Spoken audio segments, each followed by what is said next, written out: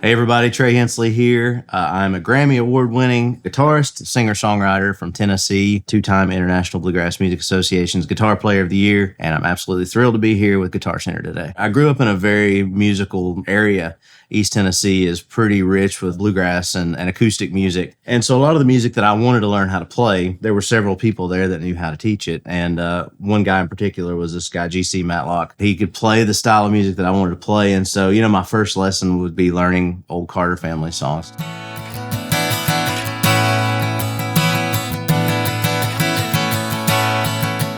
The big moment for me was going to a bluegrass festival. I got to see this guy, Jimmy Martin, who is known as the king of bluegrass, and Charlie Waller. And Charlie Waller was the first person I ever got to see take a guitar solo. I started picking up the guitar as soon as I got home that day and took some actual formal lessons.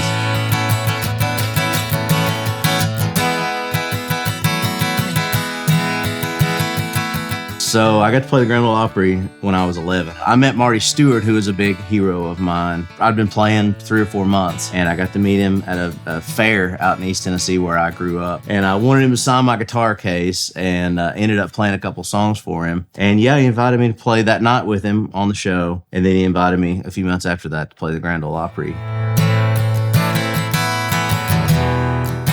That did escalate things. I started getting actual gigs and playing shows. And then not long after that, I met Johnny Cash. He and his wife, June Carter Cash, I got to know them pretty well and play a lot with them. I did my first album at Tom T. Hall's studio. And, I started just playing all the time, and I would come home from school and practice for hours at a time.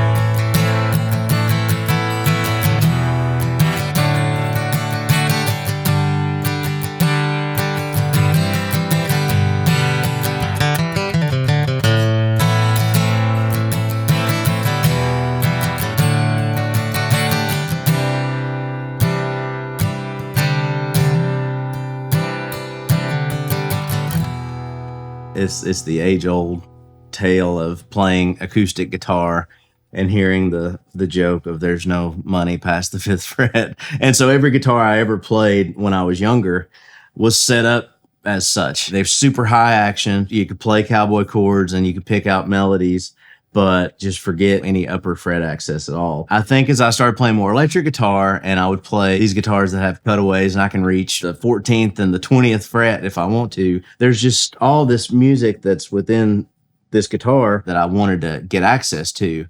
And so obviously playability became a thing, and I can actually play on these for a couple hours at a time, enough to play a show, because a lot of times I would play, and even if I go back to some of my older guitars that I have, I can play for a little while, and then it's like your hands are just gone.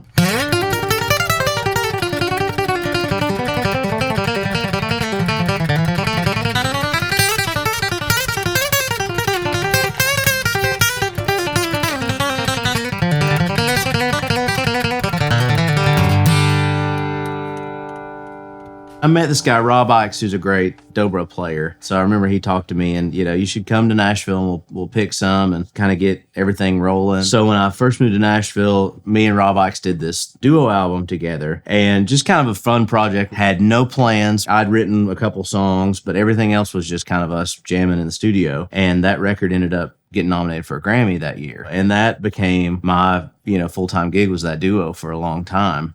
Last year, got to go back to the Grammys. I was a part of a record with Taj Mahal, and it won for the best traditional blues album. First time was great, and there was all the nerves of being there. And then this last time was just great to hang with some old friends and new friends.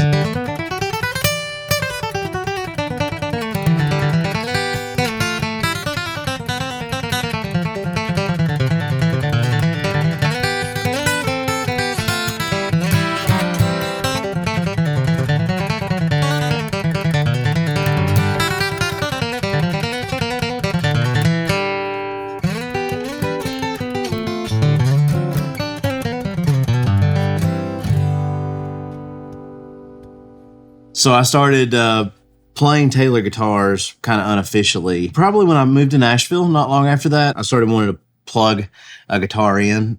Prior to that, I was just playing all through mics, and I knew that, Taylor's at the time, were kind of just using the ES2 system, and they sounded great. And so I started playing a 510. I met some of the folks at the Nashville Taylor office, and I got a 510 for that year to tour with. Loved that guitar. Fast forward a few years after that, I met Andy Powers. He was working on the Grand Pacific, and I was a big fan of those guitars. I played a 517 and a 717 for quite a while. I think the big thing for me that I really liked was it had this warmth. There was a depth to it that I wasn't hearing in my previous 510. I always just loved that tone, and I think that was getting closer to what the gold label became.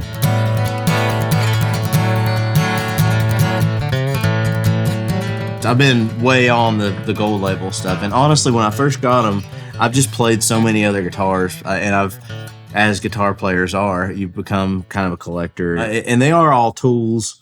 They all have a different sound, but the gold labels, when I first started playing those, I realized that I was playing them every show, and I was using them on every session and using them for everything I needed to do, whether it was acoustic, plugged in, it didn't matter. That was a big talking point with Andy that got us started with this guitar.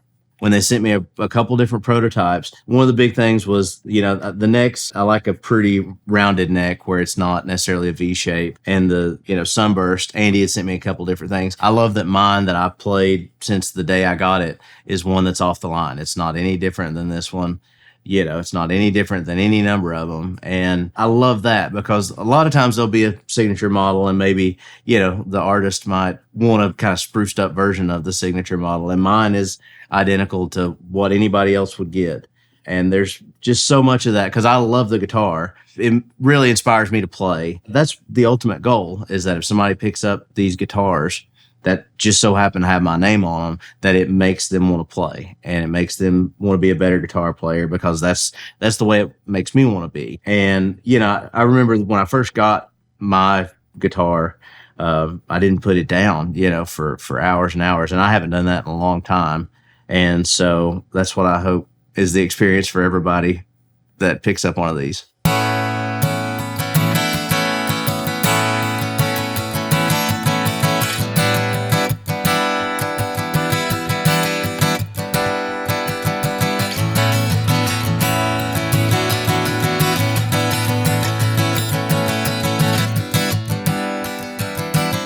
I brought the prototype of my signature model from Taylor and a gold label 517 to the studio. Brought it and every other guitar I own, because when you record an album, that's what you want to do.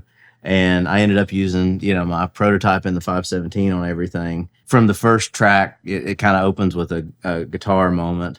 That's the biggest guitar sound I think I've ever gotten on record. There's so many elements that I feel like are kind of interweaved within it. It's a nice culmination of where I'm at in my life and musically.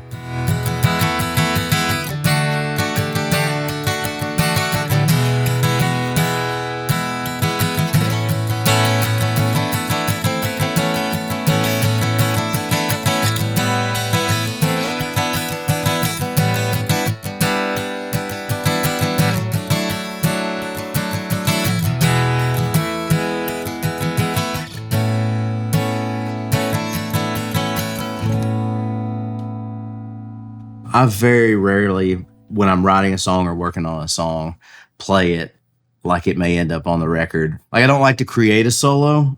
There's so much of what I love about music is just improvised. And so for most everything, it's all off the cuff. And so when I'm writing a song, it's almost always just strumming guitar and humming a melody.